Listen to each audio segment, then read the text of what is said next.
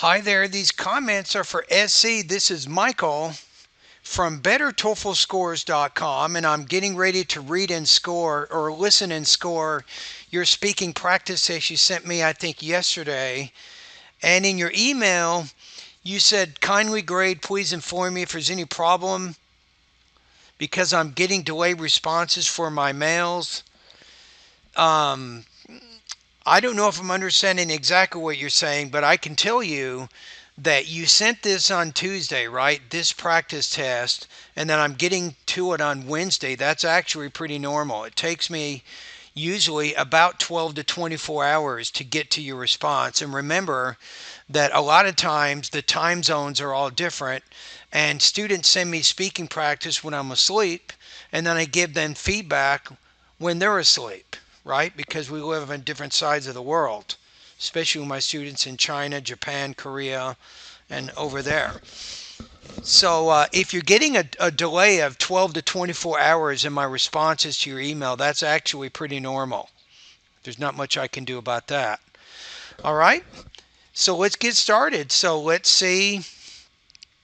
I have the speaking rubrics here, the independent and the integrated rubrics, depending on what practice test you've completed here. Let's listen to your response.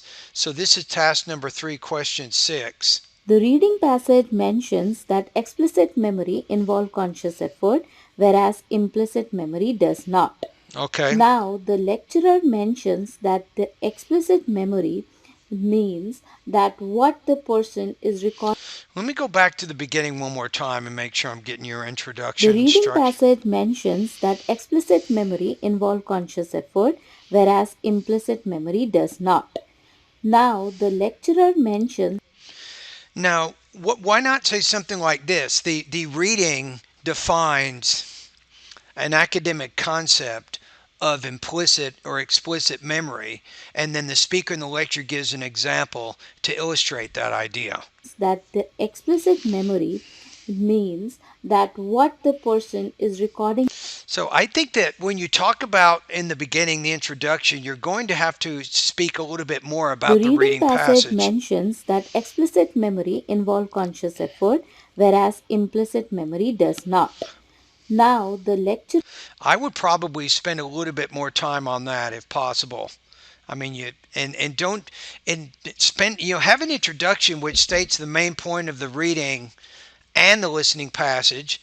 Once you've done that, that's how you frame your response, right? So we need to know in the introduction that you're going to be speaking about the most important points in a reading and a listening passage. And then you move to the reading, and then finally you move to the lecture. And you can spend more time on the lecture because that's typically where most of the content is, but you basically spend about 3 seconds on the reading passage. I'm not sure if that's enough. mentions that the explicit memory means that what the person is recording in his brain through his conscious effort. But how does the listening relate to the reading? You want to integrate these two, right? Implicit memory does not. Now, the lecturer mentions that the explicit memory means that what the person is recording in his brain through his conscious effort. But implicit memory is totally different. Likewise, he gave an example if a See, this is what you want to do is when you get to the listening, you'll say the professor in the lecture gives an example to further illustrate this idea. Then you get into what the lecturer is saying. person is driving through a highway and watching an advertisement of billboard in which the picture of a car is being there and In which a picture of a car is shown, not being there. I don't think that's the right way to say that. He looks at a billboard in which a picture of a car is shown. above it there's a name written as Panther. This is registered in his implicit memory. Now, whenever any kind of question is being asked from that person that have you seen the car advertisement, the person will clearly say no. But if the question is modified, have you seen any animal starting from P? He'll say panther. Yeah, he'll say what? I didn't get that word at the end there, and what that word was above.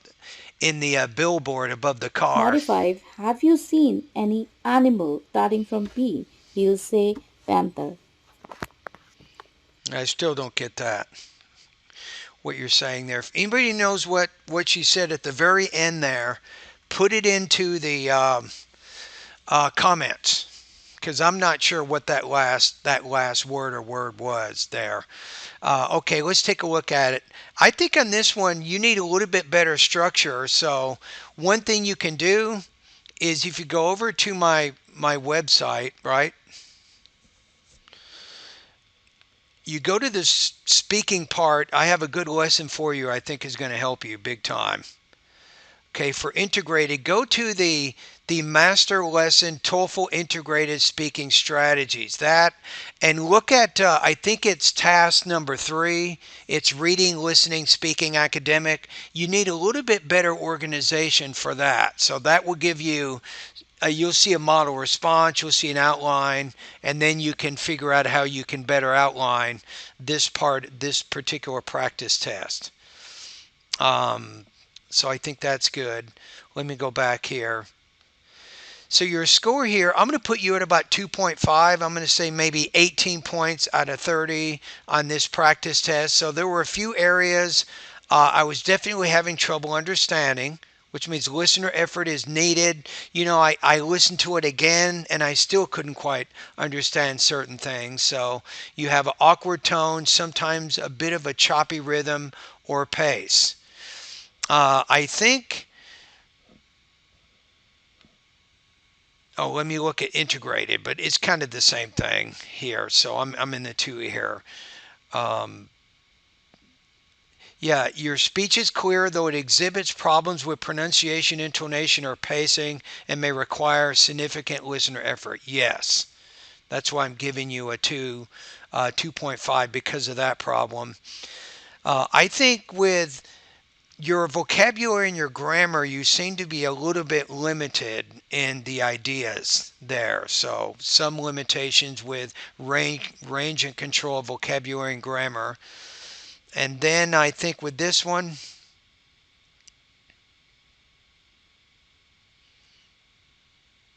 the response conveys some relevant information, but is clearly incomplete or inaccurate. It is incomplete if it omits. I don't think that's necessarily the problem. I think that you have a pretty good understanding of it, so I think it's mostly delivery and language use problems, which is why I'm scoring you in the two between the 2 and the 3 area. All right, thank you for completing this practice test.